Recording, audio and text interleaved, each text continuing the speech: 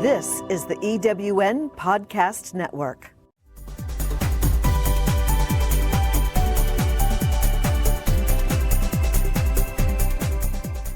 Welcome to Prime Spark, the podcast that brings you conversations that inspire, celebrate, and empower women over 55.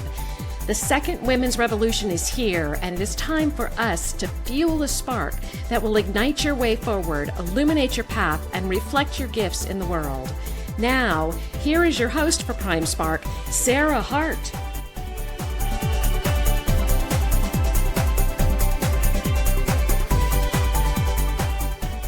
Hi, and welcome to Prime Spark. I'm Sarah Hart, and I'm so happy you're here with us. Prime Spark is designed for women over 55 or close, with a goal to help us all live our happiest, most fulfilling, and productive lives, now and in the future. The mission of Prime Spark is to change the way our society sees and treats older women. That's a big mission, which only means we all need to be involved, and we need to get started now. And today I have the great pleasure of talking with Karin Olson, a woman whose work I greatly admire. Karin Olson cares about good people, getting their message out into the world profitably. In addition to helping coaches, course creators, and other offer owners grow to multi-six figures and beyond, she has been spotted in her role as an award-winning attorney who has settled multiple multi-seven-figure cases. Her work as an agency owner, running what has been recognized as a distinguished agency, and as a recipient in the top 1% of America's most awarded professionals. Whether ghostwriting for authors in such publications as Entrepreneur Magazine, Forbes, or Social Media Examiner, writing courses or driving thousands of people to clients' offers, she brings her strategies and insights together to guide her clients to creating the kind of transformation that makes their dreams come true while helping their bank accounts smile. Welcome, Karin. I'm so happy you're here. Well, thank you for inviting me. I'm so glad to be here. Oh, this is fun. So just to get started, do you experience getting older? And if so, what is that experience? And if not, why do you think it is that you don't? I think that I experience getting older in a couple of places and not in a couple of others. So in my work, I don't really experience it. But hey, nobody knows I'm over 55. So I think that's partly why. In life, I'm starting to feel some of the aches and the slowing down, and for a positive way, more awareness of the pending changes that health and body might provide. So I'm ramping up my awareness in some of those. So I would say those are the main areas. But just as you might remember, having been an attorney, I did feel some of those kinds of awarenesses back while I was working in a law firm, a little more acutely than when I stepped into the entrepreneurial role. So I changed roles, and so that also helped change some of the focus. Yeah, that's really interesting. It's sort of I think many of us experience that. It's sort of a second wind. And some of the things that we were starting to experience vanish and others don't. But it's really interesting. You know, I've talked to a lot of older women, and many say, well, I have some aches and pains that I didn't used to have, but generally I feel better.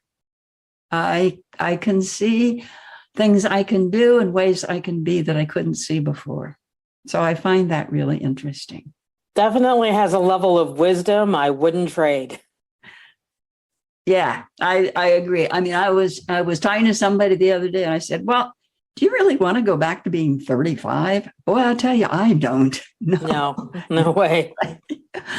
So tell me, what are some of the things you're doing now that are most meaningful to you? One thing is that I started an agency and I work to help other people. And so when I was doing work in the law, I really went into it to help people, but I couldn't really scale that. Doing multi-million cases, there's a real concrete limit on how many you can handle in a year. But when you're helping other people touch lives through the kind of work I do, coursework, coaches, offer owners, there really is no limit. But the really cool thing about all of it is that sometimes I get an opportunity to help, particularly women who are into a second career that may not be age dependent, but the fun of being able to help people do something that is really purpose driven and meaningful to them is something that it's amazing. It's one of the most fun things I get to do. Now, for myself, I know having done that, it's scary. Yes. And some women I talk to can do it, and some have a real tough time. Do you see that? And if you do, what do you think the differences are? I do see that, but I don't see it as age dependent. Right. So what I see is that some people can switch to a second career if they were more, able to see that they have transferable skills. And it's not just about subject matter, but that, for instance, as an attorney, I can negotiate because I knew how to before, right? I know how to present an argument because I did that as a lawyer. I know how to look at things from more than one side because I had to do that as a lawyer. I can research like crazy because I had to do that as a lawyer. So I have some transferable skills. The more in touch we are with the skills that we have, the greater the transfer is. The second thing is that a willingness to recognize I'm really good at this and I'm not so great at that. And the areas I'm not so great at, am I open to having team? And one of the difficulties for many of us, especially for women who have been professionals, high performing professionals, is that we expect, sometimes demand, a high level of performance. And when we're getting team, we have to understand that there's a ramp up for the team to get used to playing at the level that we're used to. And same thing for us, we're in a new field. And so the expertise we had, sometimes the recognition, the ease with which we could manage something isn't quite there in the same way. So when I started becoming an entrepreneur, I was still working as an attorney. So I had some like double coverage. And so I didn't have my confidence tank like, oh my gosh, I don't know how to do social media in the very beginning. It didn't tank my confidence because I still had confidence ramped up from being a lawyer. Now I provide all kinds of strategies for people because one of the things, again, not age dependent, but women who are older are freer to speak up about it, I find. They don't try and hide it. They say, hey, I'm not sure about all the different social media platforms. Can you help? And I don't want to spend all of my life on it. So can you craft something or show me how so I can spend the time in the area I really want to focus on? And so one of the things I find about women who are older is they feel freer to say that. Some of my clients who are well under the 50 age group even, they hide that they're not as good at it. They don't have an interest in it. They don't know what they're doing. They're treading water. They're posting a bunch of things, but it never converts. They hide it. And they also hide the number of hours they're willing to work. I have a lot of people who come to me and say, no, I'm willing to work 60 hours a week. And the reality is they're either spending 20 hours only because they're a mom or they're working with an elderly parent. And they don't want to say, I've only got 20 hours. But I'm finding with women who are older, they're very upfront about it. Like, this is what I have financially, time-wise, energy. This is where I'm at. And it's much easier for us then to help them get to a place that is really stoking their passion and not involving everything else. That's fascinating. So there's probably a lot of answers to this, but can you describe just like one of your very favorite kinds of clients to work with? I love working with someone who is passionate about what they're doing, and committed to doing something that has a purpose beyond themselves and beyond making money, but that they recognize that both of those have to be covered. So, for instance, the greatest client for me is not someone who is on a mission and could care less about money, because they run out of steam very quickly. The perfect person is also not someone who's interested in money but isn't really passion driven. So they're okay with doing anything as long as it cranks in money. Those are not good clients for me. But when I can couple that, somebody who's looking to do something and the more people they're looking to touch or the more impact they're looking to make, that's my sweet spot. I think one of the things that plagues many people who are mission driven is that if I am mission driven, I should not want money. Where did that come from, and how do you help people get beyond that? I think that it is partly a class issue. And for many, not everyone, but many people, they've grown up in a religion that doesn't welcome increased cash flow. And it's sometimes a gender stereotype for women who have grown up in a family system or a societal system where women take care of the family and the man goes and earns money. It can be a struggle. So any of those can be where I see it stemming from. How I help shift it is to do two things sort of at the same time. And one thing is there is a financial reality. So for instance, I can help most people get thousands of leads that are in what we call the bottom of the funnel, people who are interested in purchasing.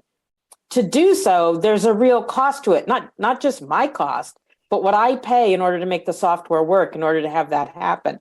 So if somebody doesn't have money, they're not going to be able to get the results as quickly. And this is where women who are of a certain age have a particular advantage. They often don't want to wait for results. Like the importance of a legacy, the reality of time, and the importance of time takes on a different kind of level. So when I'm helping people who are younger start up, they go through a period of time where money is the thing they're short, so they're willing to spend a lot of time. When I work with someone who's older, money may be short, but they're not willing to wait a long time either, right? So we have to find something that works, that covers both, because they're reality-based. Time is of the essence. Not just we don't know how much time we have, we don't know how much time we have, the amount of energy, we don't know how much bandwidth it's going to take. And so we're much more practical about money and time are realities. And so I find that connecting them to that can help. The other thing is oftentimes it's because they haven't felt valued. And because they haven't felt valued, they don't value their time. So if we can switch some of that and get them to see that what they're doing is making a significant impact, and in order for them to keep showing up and keep doing it and give their mission some longevity, not something that was fun for a week or a month or a year and then it ends, it has to require, it demands cash flow. You said many things there that I think are really important for women, particularly women, to hear. But one of the things you said that I hear women talk about, but not as clearly as you just said, was if a woman hasn't felt valued, she doesn't value her time. That's huge. Yes. That's really huge. So you mentioned older women and legacies and so forth. So when you leave this earth, what do you hope your legacy will be? I'm really a big believer in two different, sometimes said to be trite sayings, but for me, they ring really true. And one is that we each have a ripple effect and we have no idea how far it will go. But the more that we can send off our ripple, the further it'll go. The other thing is I also believe in a rising tide lifts all ships. And so as I get systems, as I get access, as I get more aware or more systems and services available, I'm offering those to the people who work with me who couldn't otherwise have access. So as an agency owner, I get access to all kinds of things most people can't get access to. And I can get them at price points that many other people can't. And so as I move forward, it's helping people get their mission and their movement off and get it not just started, but heading high into where they want their dreams to be with it. And that's the legacy I have, to give every person a voice and have their dreams come true, particularly as it relates to improving the world. Wow. So you've done so many things, Karin. Of all the things you've done, what are the 3 things you're proudest of? I'm proudest of having 7 nephews who are incredible young men. And when they were growing up, that despite being busy in my lawyer work, I took time to be with them and craft murder mystery parties and scavenger hunts and all kinds of things that were creative, orchestrated music that we could all play so that they could learn in ways that weren't strictly classroom. So that's one thing that I'm proud of. The second thing is that I was able to shift careers. This is actually my 3rd career. I started as a personnel manager after thinking I was going to be an orchestra conductor. So the ability to shift careers, I think, is it's really important because it's growth oriented. And the more we grow, the more we bring to the world, I think. And the third thing is that I do get to help people get their missions off, and being successful in having something change the world. I'm about to help a woman help people read English, including people who struggle with learning difficulties. That's just like one of the missions that I'm working with. And to be able to help that go viral, change the life for people who otherwise wouldn't have that ability. And I get to work with people like that every single day. And that is one of my crowning achievements. Oh, that's wonderful. Those are all wonderful. What I'm actually really fascinated with was that you wanted to be an orchestra conductor. Were you able to do that for a while? It's yes and no. In college, I did, but I took lessons with Georg Schulte of the Chicago Symphony and Margaret Hillis of the Chicago Symphony, where I was told by them each separately, no woman in my lifetime was going to be the orchestra director for a major symphony orchestra. And they were predominantly accurate. And so at that time, it was already a struggle. Margaret Hillis was the choral conductor at the Chicago Symphony, and she had a symphony that she would conduct orchestral music, but it was Elgin Symphony, which in Illinois was a 2nd, 3rd tier orchestra. And so she was living proof of the accuracy of it in the moment, but it proved to be pretty accurate all along. There haven't been a lot of women in lead orchestral roles during most of my formative years. And so being a determined 20-something-year-old, I went and got a master's degree in art, entertainment, and media management, thinking, well, maybe if I can't get it just as an orchestra director, I can couple it with knowing how to run an orchestra and then be able to get, like the two of them together. And women were not favored for orchestral roles back in the 70s and 80s. So no, I didn't pursue that. And I have to say, as circuitous as it may be to have landed where I'm at, I orchestrate all kinds of campaigns with all kinds of missions. And I have an expertise in helping people who have very different voices get heard in a world that often is a sound barrier for them. So in many ways, I've taken what I would have done and just used it in a different platform. And it sounds like you were instrumental with your nephews.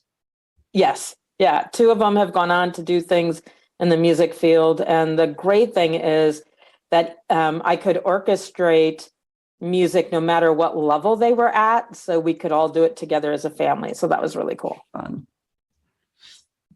So what are some questions you're living with right now? It's sort of an unknown time in different kinds of ways. What are questions that you're interested in? One of the things is that right now we see a greater importance of connecting, and yet there still are many walls up that prevent us from doing so. So as women concerned with the ways that we connect, not just with business, but also connection and connection with business, what are the technologies that are going to become available that can help us bridge some of the time, space, and now health gaps? Another area that is a big question for me is, as more and more of us start to hit what some would consider retirement age, and more of us are not okay with giving up our freedoms, our independence, our ways of living. And so the old-fashioned nursing home no longer seems appropriate. What is going to happen? Like, who are the people who are going to come to the forefront and change that? And I think one of the other questions is, when are more women going to boldly take on their next chapter, whatever that is, and how can we, all of us, encourage them to do so? What are the ways that we can have our voices heard, where it's not just the voices loud and bold, but it actually is heard and it is respectful? And I think that's a major question on how that will play out. Love it. Love all of them. You know, one of the things I've heard, and this may be happening different places, but I've heard of a place somewhere in the middle of the country, like Kansas or something, where a specific retirement community has built its facility on a college campus. So it still is sort of an old-fashioned retirement community, but it's in the middle of a college campus, which I think is at least one step in the right direction. Yeah, I think I can't remember if it's Finland or where it is, but there's a country somewhere in that region where they started pairing seniors by age with seniors by college level. And so that people in college had someone with some wisdom and stability to create some family tie, and there was somebody who could help navigate some of the driving or other things that sometimes become more difficult. And they found that both grew happier as a result of those kinds of pairings.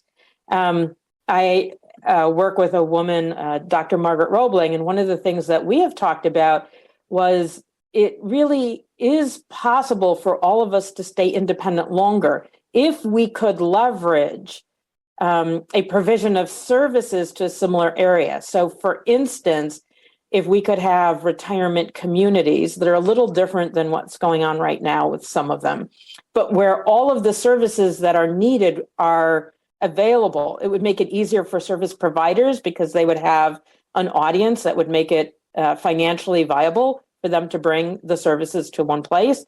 It would make it better for the people who are getting the services. It could create a community, and it wouldn't have to be the traditional kind of nursing home.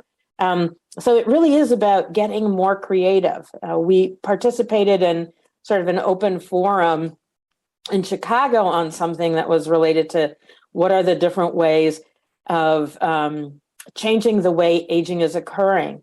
And we were positively aghast that the presumption was how to house or help invalids, not how to help age independently. And it's like, wait a minute, the mindset is still wrong. There's a presumption with aging that aging means infirm, and it doesn't. And so it's like, we still have a long way to go to change, even in the mindset of people who are looking to help bring technology, devices, and services in that area to change the way that they see it. That sort of is the distinction you made earlier also, in that infirm isn't necessarily age dependent. Right. And so, when you were talking about the pairing the seniors with the seniors, there's a wonderful film by a woman whose name is Skye Bergman, and the film is called Lives Well Lived. And she also pairs seniors with seniors. And one of the things she found in doing that work was there are many, many young people who have no older people in their lives, none. And so they love it. I mean, both the seniors love it. But I was really amazed by that. But it makes perfect sense with the way people move around and so forth. So, and it also makes sense when we're sort of binary when it comes to aging, and we either ship older people off to a home or keep them in the home where women are expected to help take care of them, right? Right.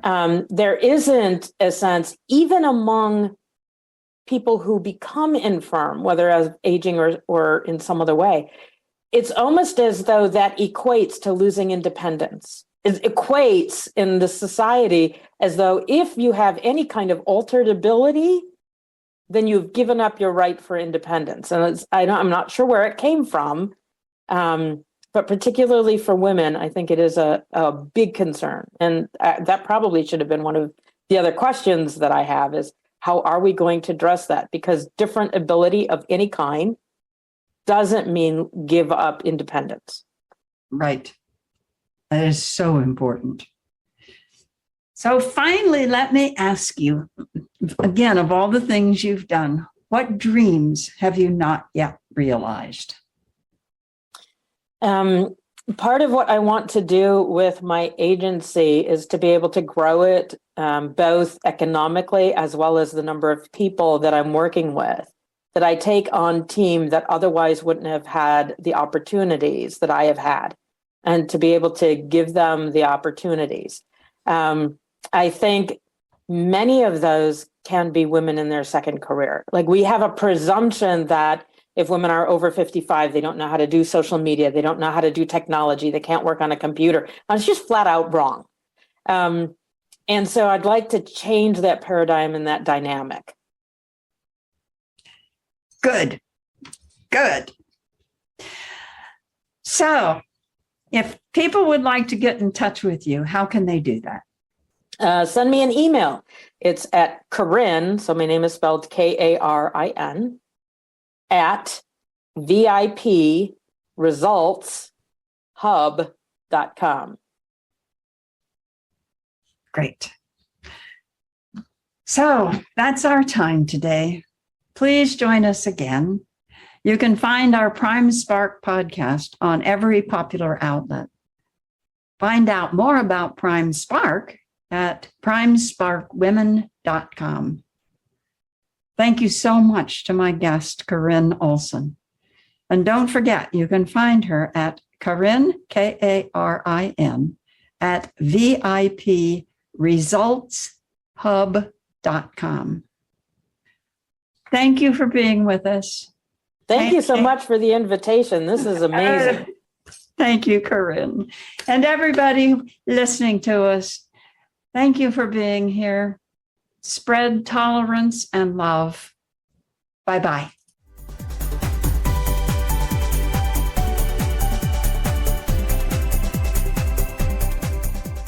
Thank you for joining us on Prime Spark. With each episode, Sarah Hart brings you conversations that inspire, celebrate, and empower women over 55. If you would like to listen to or download other episodes about remarkable, experienced women, go to ewnpodcastnetwork.com.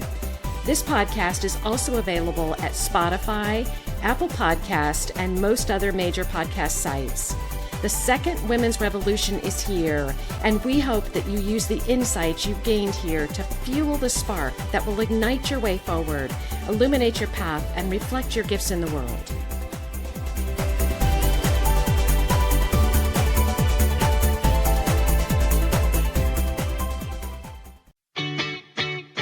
Have you ever asked yourself this question? Why is it so hard to make a buck? I know I have. Hi, I'm Sandra Yancey, founder and CEO of eWomen Network.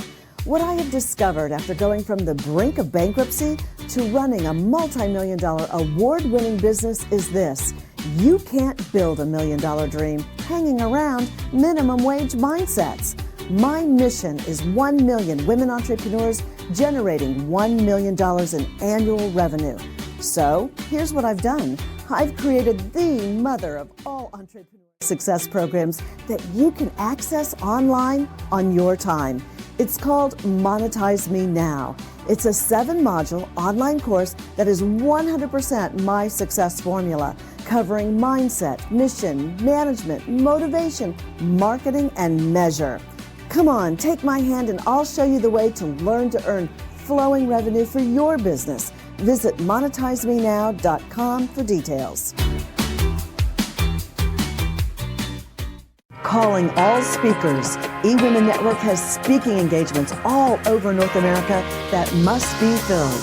Are you a gifted messenger, author, expert, or successful entrepreneur that can help women entrepreneurs grow their businesses?